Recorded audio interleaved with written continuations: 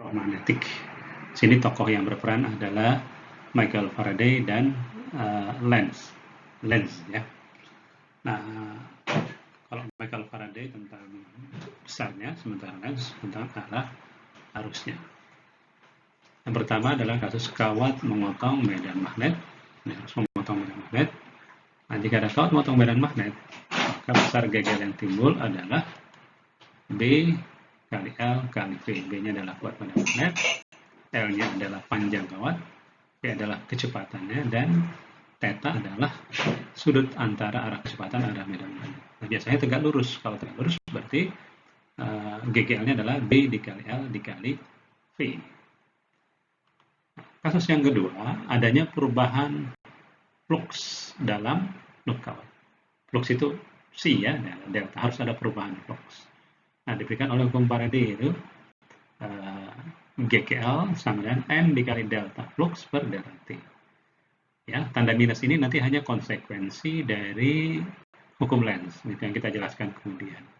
Ya, itu kalau selang waktunya jelas, misalnya selang waktunya 2 detik, maka kita boleh pakai ini. Tapi kalau sesaat, maka kita pakai diferensial, ya, jika perubahannya sesaat. Misalnya pada detik kedua, atau detik ketiga, itu kan bersifat sesaat. Nah, ini pakai turunan, ya, flux. Nah, flux sendiri ini disebut dengan hukum Faraday. Flux sendiri itu adalah B dikali A dikali cos theta. Itu adalah luas loopnya. Theta itu sudut antara normal bidang dan arah medan magnet. Jadi kalau datang tegak lurus, sudutnya adalah bukan 90, tapi sudutnya adalah 0. Nah, kemudian hukum Lenz, ya, itu untuk menentukan arah arus induksi. Ini kita akan jelaskan nanti setelah ini. Ya, arus induksi demikian rupa menimbulkan flux magnet yang melawan perubahan yang menyebabkannya. Kemudian ada namanya gejala induktansi, ya. Nah, pertama kita bahas induktansi diri. Nah, itu perumusan Faraday yang diberikan ini. Tanda minus lagi-lagi konsekuensi Lenz. L itu tetapan induktansi diri, satuannya Henry. Komponennya disebut dengan induktor, ya. Nah, kemampuannya disebut, kemampuan menginduksinya disebut induktansi diri. Kemudian jika digabungkan dengan persamaan Faraday, dia akan seperti ini. Nah, ada kasus khusus untuk solenoida, ya, maka dipakai L sama dengan mu kali N kuadrat kali A dibagi L. L ini panjang dari solenoida. Nah, sering juga disebut dengan induktor, ya. Nah, jadi induktor kumparan ini. Nah, induktor yang telah dialiri arus akan menyimpan energi dalam bentuk medan magnet dengan rumus W sama dengan setengah Li kuadrat. Satuannya dalam Joule. Nah, penerapan berikutnya dari induksi elektromagnetik ini, gejala induksi elektromagnetik ini adalah pada generator dan transformator.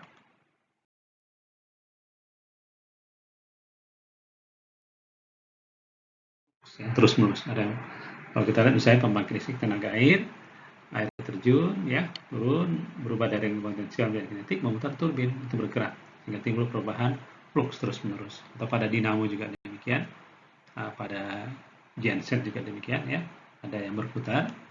Nah, generator berapa GGL-nya diberikan oleh perumusan ini. Nah, GGL maksimumnya atau amplitudenya adalah NBA kali omega. N itu jumlah linitan, B adalah medan magnet yang timbul di dalam, dan A adalah luas dari loopnya. Omega adalah kecepatan sudut putarnya. Nah, kemudian ada yang disebut transformator. Transformator itu adalah komponen yang dapat menaikkan atau menurunkan tegangan. Tegangan apa? Tegangan AC, tegangan bolak-balik. Nah, trafo ini hanya bekerja pada tegangan AC. Kenapa tidak bekerja pada tegangan AC? Karena prinsip dari transformator itu adalah induksi elektromagnetik. Kata kunci induksi elektromagnetik itu harus ada perubahan. Kalau pakai DC kan arusnya konstan. Sementara kalau bolak-balik itu berbentuk fungsi sinusoidal. Nah, nanti di trafo itu ada kumparan primer, ada kumparan sekunder, ya. Nah, rumus trafo yang umum adalah perbandingan tegangan primer dan tegangan sekunder sama dengan jumlah linitan primer dan sekunder. Nah, dari segi fungsinya ada yang disebut dengan trafo step up, ya. Nah, itu ada step up. Ya, kalau tegangan sekunder lebih tinggi daripada tegangan primer atau tegangan naik, maka konsekuensinya jumlah linitannya juga naik. Kebalikannya adalah trafo step down. Ditinjau dari segi daya trafo, ada trafo ideal. Itu apa? Kalau dari primer 100 watt sampai ke sekunder juga 100 watt. Berarti tidak ada daya yang terbuang. Nah, kalau kita ganti P dengan V kali I, kita dapatkan Vs kali S sama Vp kali I. Kita bisa dapatkan seperti ini nanti ya, di sebelah kanan. Ya. Kemudian ada trafo yang non ideal. Ya, non ideal itu adalah ada daya yang hilang. Ya, misalnya dari primer 100 watt sampai di sekunder cuma 80 watt, ada yang hilang 20 watt, berubah jadi panas. Inilah trafo yang nyata. Ya. Nah, supaya berubah jadi sama dengan ada faktor namanya efisiensi. Jika diganti P sama dengan V kali I masing-masing, kita peroleh rumus-rumus seperti yang di sebelah kanannya.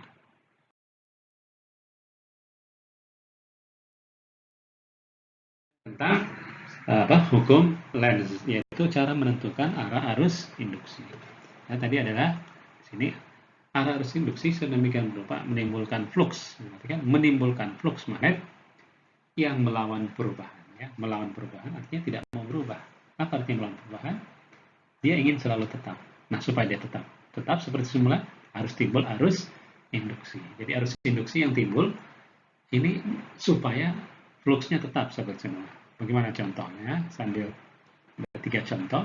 Misalnya ada loop kawat, ya, ditembus oleh 3 flux ke dalam, ya, 3 flux ini garis ke dalam, cross ini ke dalam, menembus layar laptop kita, layar halaman gambar kita, ya. Atau kalau lihat pakai HP, menembus dari arah pandangan kita ke situ. Nah, tadi 3 ke dalam, misalnya 3 meter ke dalam. Beberapa saat kemudian berubah jadi 4. Kalau dia berubah jadi 4, berarti ada perubahan, ada arus. Nah, kata Faraday ada arus. Nah, bagaimana arahnya itu? Wewenang dari Lenz, ya.